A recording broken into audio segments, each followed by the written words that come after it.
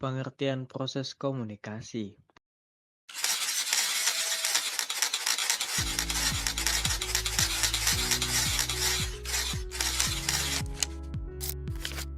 Proses komunikasi pada hakikatnya adalah proses penyampaian pikiran atau perasaan oleh seseorang komunikator kepada orang lain.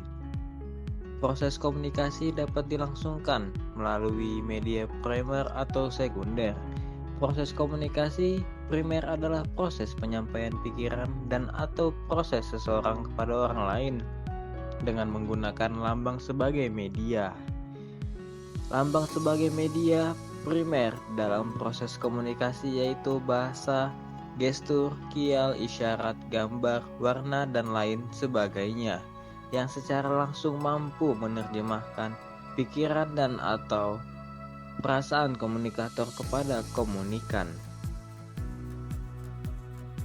Sedangkan proses komunikasi sekunder ialah proses penyampaian pesan oleh seseorang kepada orang lain dengan menggunakan alat atau sarana sebagai media kedua setelah memakai lambang sebagai media pertama.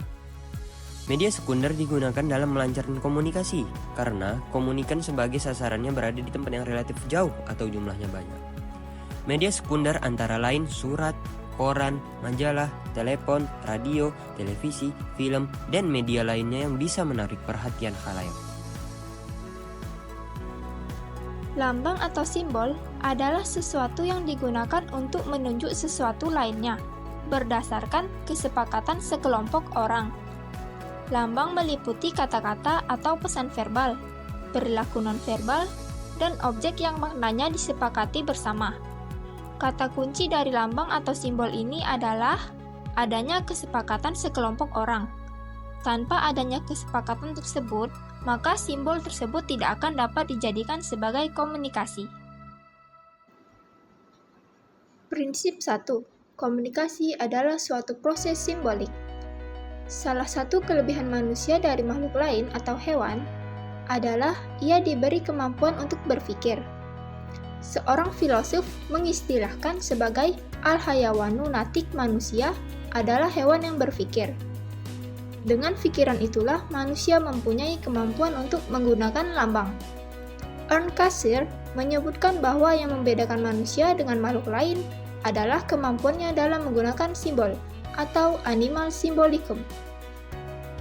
Sedangkan indeks muncul berdasarkan hubungan antar sebab dan akibat yang mempunyai kedekatan eksistensi. Sebagai contoh, ketika matahari terbenam, maka merupakan indeks bahwa waktu salat maghrib telah masuk.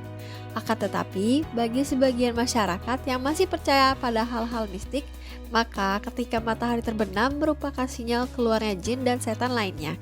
Sehingga para orang tua melarang anak-anak kecil untuk keluar rumah.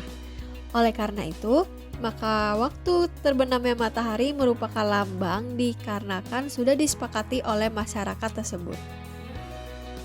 Lambang adalah salah satu kategori tanda. Hubungan antara tanda dengan objek dapat dipresentasikan oleh ikon dan indeks. Akan tetapi, ikon dalam kurung 1 dan indeks dalam kurung 2 tidak memerlukan kesepakatan. Salah satu ciri ikon adalah kemiripan sebagaimana ketika kita membuat kartu anggota perpustakaan, maka foto yang ditempel pada kartu tersebut adalah ikon kita. Akhir-akhir ini, lambang itu sering dipertukarkan dalam pergunaannya. Sebagai contoh, Romeo dan Juliet atau Rama dan Sinta merupakan lambang cinta yang abadi. Lambang mempunyai karakteristik sebagai berikut. 1. Lambang bersifat sembarang, mana suka atau sewenang-wenang. Sebagaimana dalam mukadimah bahwa hal yang paling utama dalam lambang adalah adanya kesepakatan. Maka apapun bentuknya dapat dijadikan sebagai lambang, baik berupa kata-kata, isyarat anggota tubuh, hewan, tumbuhan, dan sebagainya. Sebagai contoh bahwa kenapa buah yang berduri itu disebut durian, atau hewan yang berkokok itu disebut ayam. Penyebutan tersebut tentunya karena orang bersepakat. 2. Lambang pada dasarnya tidak mempunyai makna. Yang memberikan makna pada sebuah lambang itu adalah pikiran kita. Bahkan kata-kata itu pun merupakan pemaknaan dari pikiran kita. Tentu akan menjadi hal yang sulit apabila suatu perkataan tidak dimaknai dengan makna yang sama. Maka hal ini akan menjadikan miscommunication. 3. Lambang itu bervariasi. Yang dimaksud dengan bervariasi adalah bahwa lambang itu akan berubah dari konteks waktu ke konteks waktu yang lain, dari suatu tempat ke tempat yang lain, dan dari satu budaya ke budaya yang lain.